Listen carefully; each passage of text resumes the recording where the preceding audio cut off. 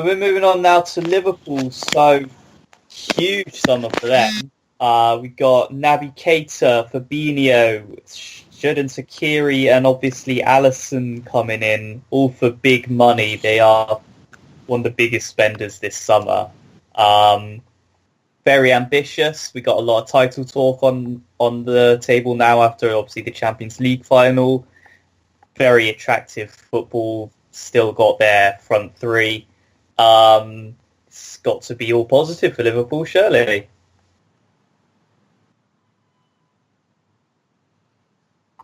Something I'd say about Liverpool is when you talk about the title, they don't have players in that team that have won titles before, and that could be something that comes back to bite them. You saw it with Tottenham, when they were going for titles. The lack of a real winner in their team kind of cost them.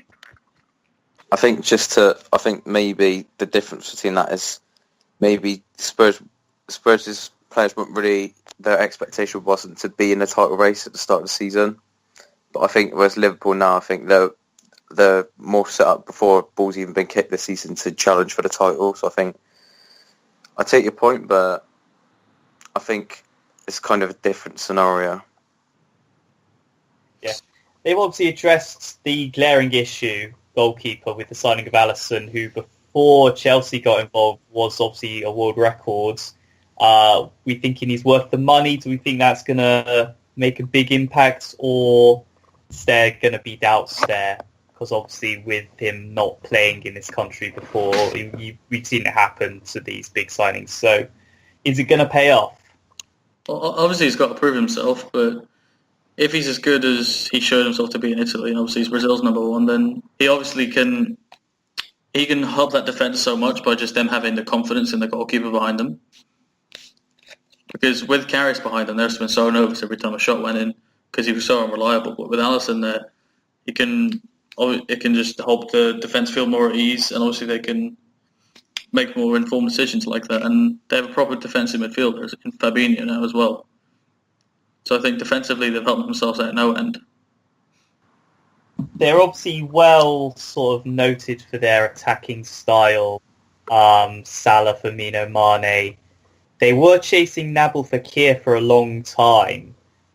Without that signing, you're sort of looking at midfield three. Obviously, Fabinho comes in as a holding midfielder. Between Fabinho, Keita, and let's say Henderson, for example, as a starting midfield three, does that have enough creativity if teams decide to park the bus as they would have done against the Man City last season? I'm not sure. I think Keita has got the ability to potentially have that one killer pass in him. We saw Henderson at the World Cup can actually produce some good passes when he's played in that role a bit further forward instead of just collecting the ball off the defence. So I might see a different side of Jordan Henderson's game this season, which I think would be a lot better. But I do think they could have done with another creative, central midfielder. Especially with Oxlade-Chamberlain out for the majority of the season. Yeah. What about depth in those front three positions? If anything happens to Salah, Mane or Firmino, is that going to cost them in any title hunts that they're in? I think if Firmino gets injured, then they're completely knackered because they don't have any backup strikers, really. I think as well as Salah, I think there's going to be a lot of pressure on his shoulders this season, and really if he gets injured and Shaqiri comes in, is that the same impact? I don't think it is. I think that sort of scenario kind of lost a double decker for a Fudge. Yeah, that's the thing. I think Salah's work rate's incredible, whereas if he gets injured, for example, you've got Shaqiri coming in, who's the complete opposite. As we've seen at Stoke, he likes to be the one that sort of feeds off things and he's just lazy, I think. Yeah, very lazy. It doesn't seem like a Klopp kind of player. I don't get why they signed him. I think it will offer Klopp a plan B. But like you said, someone off the bench, yeah. Yeah, I think, like you said, Aaron, specifically if Firmino gets injured, I think Liverpool are doing because Solanke and Sturridge are just I don't feel threatened by. Firmino's so important to the way they play as well. If they lose him, I think that's worse than losing Salah in many ways. Yeah. You mentioned Daniel Sturridge there. Obviously, he's got a few goals in pre-season. You've got people like him and Lallana, Klein, who are out for a long time last season. Any of them got any chance of breaking back in this year? I think Lallana has, if he can get a good run of games in without getting injured. It's just whether he can or not now. I think they're a lot better set up to challenge for a Premier League title than they were last season. I think there's a lot more squad depth in there. The likes of Adam Lallana not being in that starting three, and the likes of Shaqiri and Sturridge. I think whilst whoever they come in for, they're not as talented as them and not as efficient as them. I think it's not a terrible alternative, and it's certainly better than it was last year. So I think they'll be up there. In goal, that was the key element for me. And we've seen it in the Champions League final as well. Just Carriers just was not up to it. They needed to go out there early and make a statement by keeper, and they've bought a world-class keeper. So for me, obviously barring how good City are, you can't see any reason why Liverpool can't go on to challenge and take that last step. I just feel like against the smaller teams, City are more ruthless and clinical. And where Liverpool struggled a lot last season against the smaller teams, and then against the bigger teams they did better. So I say Liverpool just got to improve on being able to break teams down more. Yeah, I agree. I think it's the way that the small teams sort of will set up against Liverpool. They will invite pressure and let them come on. Where when seeing it against Man City in the Champions League and in the league, in fact, when Liverpool played City, just an open game, and Liverpool is just going to the pressure they play with. It's just unbearable. Yeah. And as well, the swashbuckling football they play is so it demands so much. Can they keep that up over a 38-game season? I think it's going to be a big ask for them, but I think we'll see what they're made of this season. So, are they going to win a trophy? Can anyone predict trophies for them this season, or are they going to sort of stay static? Domestically, it'd be hard for them to back what they've just done in the Champions League up, especially with the foreign teams getting stronger. Juve obviously signing Ronaldo, Madrid as strong as they are, Barca only getting better. I think obviously there's the question marks of the league, but certainly go on and win the FA Cup, or I've got a feeling they're not going to win anything this season. I think they're just going to put all their eggs in one basket and try and win the league. No, I just can't see them winning anything else. Yeah, I agree with that. As well, it could be a transitioning season for him. I think maybe you're asking a bit too much of the likes of Fabinho and Keita and Alisson just to slot into that team and get that philosophy installed in them. I think maybe if not this year, next year, I think they could really become challengers to Man City. Do you think Liverpool can afford another transition year though? Because Klopp's been there 2 or 3 years now, and he's got several finals, not won anything. He needs to win something now because he does, because the pressure will. Yeah, they play the underdog, but they've just spent £170 million, and you cannot play the underdog anymore when you've spent that kind of money. That's the thing. They've obviously outspent Man United. They've outspent a lot of teams, so now they have spent more than anyone. They have to back that up now and go that extra step. I think with the trophy argument, I think if Jurgen Klopp was to leave Liverpool today, I think he would have left them in a lot better condition than he found them. I understand he needs a trophy, but I don't think that maybe a League Cup or an FA Cup.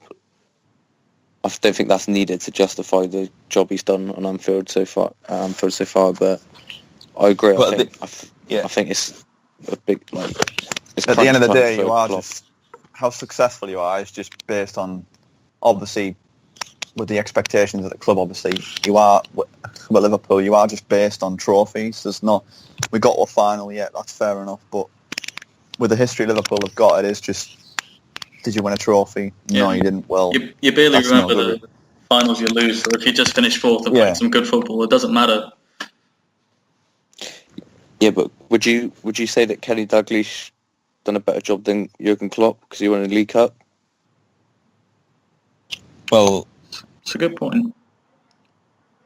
I definitely agree. I think it's with the spending Liverpool, the amount of money they've spent over the summer. I think there comes a stage where you do have to start winning trophies to justify that sort of spending. But I think I don't really buy into the idea that Klopp's... I'm not saying for a minute that this is what you're suggesting, but I don't agree with the whole idea of Klopp's not done a good job at Liverpool because he's not won anything. But I do agree that there comes a time where you have to stop looking at what was in the past and like look to the future and have a physical accolade for the good work he's done. I get what you're saying, but at the end of the day, getting to a Champions League final is a fantastic accomplishment. Don't get me wrong, but you need to win that trophy. He needs to win that trophy to be deemed. He's been a success there. Don't get me wrong, because the team he's got and the style of football he's brought to Liverpool, but he needs that trophy because the pressure's going to keep adding and adding and adding. And Liverpool fans, they want a trophy there. They don't want to settle for second. Liverpool, with the history they've got in the Premier League and European football as well, they want to be the best team in England. So I think if Klopp left like today, that he'd probably go down as like a good manager for Liverpool because he's turned them into this good team. I think if he stays for another 2-3 years and still doesn't win anything and then leaves, people will probably look back in a few years and think he spent all that money, had all these great players and didn't win anything. He just stayed static for a while. So I think he's probably got another 2 years, and if he hasn't won anything then you've got to question him, I think. I think that trophy's probably the difference between like a good manager and a great manager. Yeah, definitely. Yeah. Which is why I'd hate to say it, but at the moment it's hard to disagree that Mourinho is not a better manager than Klopp, because he is. Undoubtedly, Mourinho's won so many more trophies. I don't think you can argue that Klopp is a better manager than Mourinho. Yeah. I mean, I know I prefer, but the better manager is Mourinho, he wins. You can like him or loathe him, but it doesn't results speak for themselves. Do you think when it comes to finals, do you think it's a mentality thing with Klopp? Because obviously that record speaks for itself, really. He's been in, 7 finals now and won 1? I think it is. Yeah, I think it is. Do you think it's like a mentality thing with the way maybe he sets up in a final, or? I don't know. I think maybe he has a problem where he's almost too faithful in his team and he's a little bit arrogant to the opposition. So he'll just trust his attackers, will try and outscore anyone else. So even in the Champions League final, they were pretty open in the midfield. And you can't do that against Real Madrid, and they got caught out for it. I think with the finals, I wouldn't say it's really... I wouldn't say the difference between them winning and being runners-ups to do with the mentality. I think it sounds cliche, but a lot of it's potluck, isn't it, really? I think that League Cup, that final that he lost in his first season, I think it really took the game to City, and to lose on penalties, yes, you could argue maybe it's mentality, like the psychological aspect of it, but I think there's fine margins between being a giant club and being a big club, and I think maybe in the last few years they've gone missing at Anfield. Yeah, but getting onto it, just for me, I don't think Klopp's got an excuse anymore. Whereas the last 2-3 seasons, it's been, it's not really fully his team yet. He's sort of gone through a transition period. Whereas now, you look at that team, and now this is completely his team. Yeah, that's what I'm saying. He hasn't got that excuse anymore. Yeah, definitely. So there's that added pressure now.